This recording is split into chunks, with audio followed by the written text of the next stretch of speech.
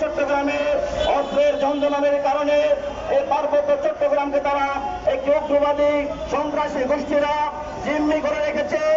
আজকে পাহাড়ের মধ্যে যে পাহাড়ি বাঙালির যে সংঘাত তৈরি করছে, এই সংঘাতের নেপথ্যে রয়েছে পাহাড়ের উগ্রবাদী সন্ত্রাসী অস্ত্রধারী গোষ্ঠীগুলা। আজকে যদি এই অস্ত্রধারী গোষ্ঠীগুলাকে নির্মূল করা না যায়, তাহলে অচিরেই বাংলাদেশের মানচিত্র থেকে আমরা পার্বত্য চট্টগ্রামকে হারাতে হবে।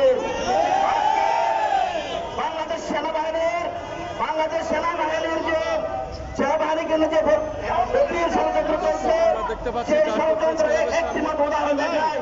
আজকে সমতলের বাইরে যারা আছেন তারা সবসময় পাহাড় থেকে সেনা হটাতে হবে। এদের ষড়যন্ত্র যদি পাহাড় থেকে সেনা হটাতে পারে, তবে পার্বত্য চট্টগ্রামে উগ্রবাদী সন্ত্রাসীরা তাদের একক আধিপত্য তারা নিতে পারবে। সে কারণে তারা সবসময় বলে পাহাড় থেকে সেনা হটায়।